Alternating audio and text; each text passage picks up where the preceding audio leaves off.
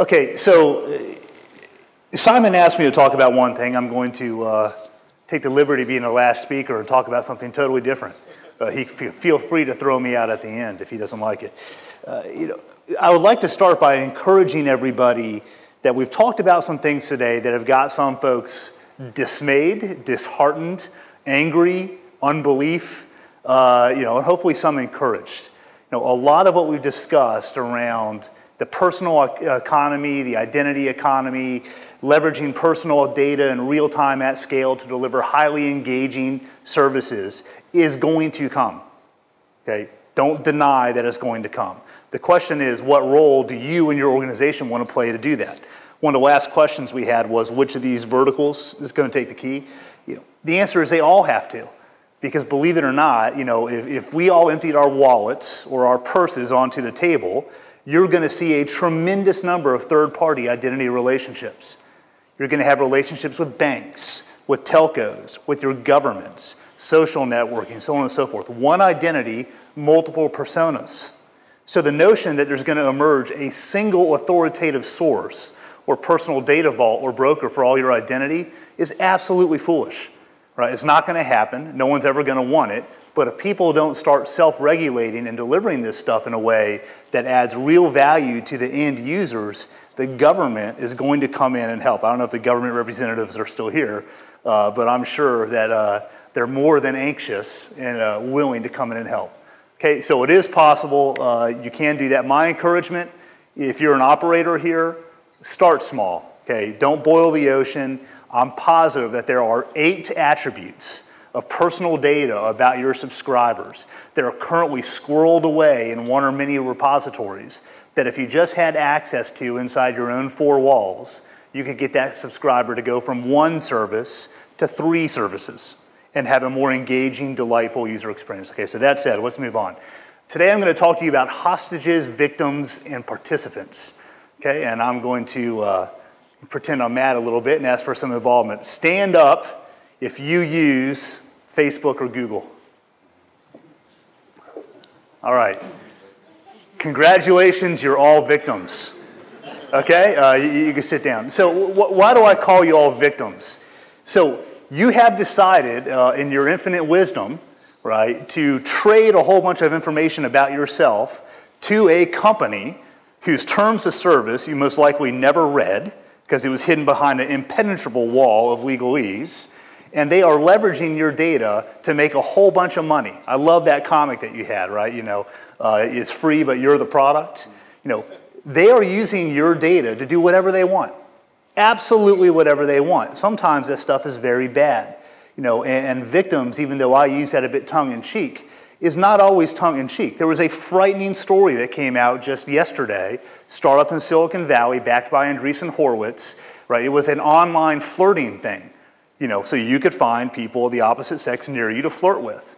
Well, guess what? It was being used by sexual predators to lure people in, right, to assault them. Okay. These people are leveraging your data in ways that you don't know, and you're a victim, right? Now, I call you a victim as opposed to a hostage, because we'll talk about that next. Believe it or not, you can live a fruitful life without Facebook. Right? Our sons and daughters might not believe that, but you can. You choose to do that, right? As opposed to a hostage. There are certain things you have to use in life to participate in Western society. A cell phone, or a phone in general, a bank, one or more medical doctors, being a citizen of a government. These are not things that you could really opt out of if you want to participate in society. Now, you're a hostage there because they also have a term of service that you must sign that you probably never read, and the only chance you get to opt out is to say, I don't want the service at all. I'm going to do without a cell phone. I'm going to do without a bank. Not practical, so I would put you guys in the categories there of a hostage. Right? You must give up your information in ways that is not transparent, you have no control over, and that you may not like, but you kind of have to do it, or else you can't have a service that's critical. Well, the way the world should work is a participant.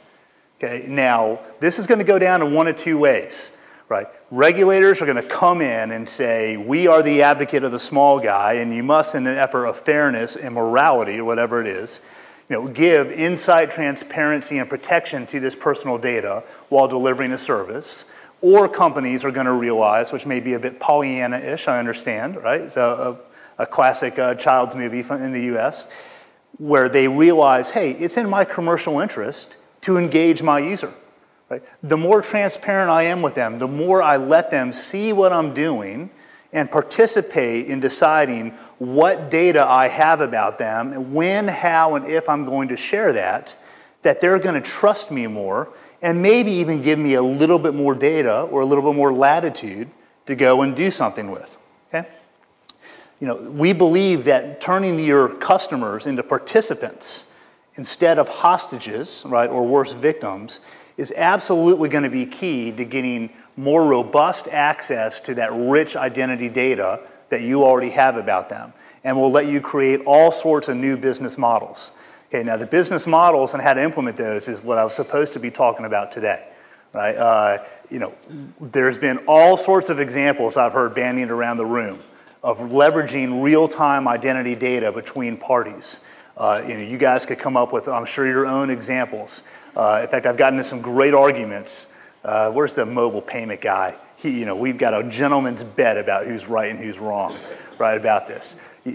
I believe a day is coming, right, when I go up to a gas station and swipe a credit card, part of the approval or deny process is going to be, is his cell phone or is his location of him or his car at that same gas station.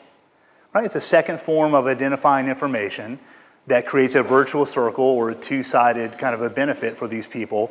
That's a normal, everyday part of commerce. And there are all sorts of examples about this. We heard about the telco earlier, doing a bunch of crowdsourcing in the Ivory Coast about health and other things.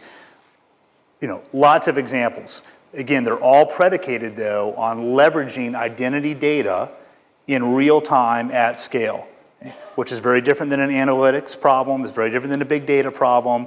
Not all that stuff needs to be handled and exposed in real time at scale. Okay, but the key, Unbound ID believes, is turning your users from hostages into participants, right? And that really does create a much better way, because in doing so, you're going to have a user that trusts you more, will give up more about them, creating more knowledge. And I don't care what business you're in this room, you really have only 3 core value props. Get as many, or business objectives. Get as many users as possible. Monetize them directly or indirectly by having them consume one or more engaging services. Directly because they're paying you for the service, Netflix. Indirectly because you're charging revenue based on their eyeballs, Facebook. But in both cases, the more they use the service, the more engaging it is, the more money you're going to make. Right? Deliver more services to get even more engagement, and then keep them a user for a very long time. Because the lifetime revenue and value of a customer, right, goes up, obviously, the more services they're using and the longer they're a customer. So trust is absolutely important, right, to get to the information you need to have a better knowledge to deliver those applications faster to the market that are far more engaging and delight the user. And when you combine that trust and that knowledge, you get loyalty. You get a customer who's going to stay with you longer, use your services more, be more apt to recommend you, and just engage over and over again. Okay, so that's it. Matt, I'm early.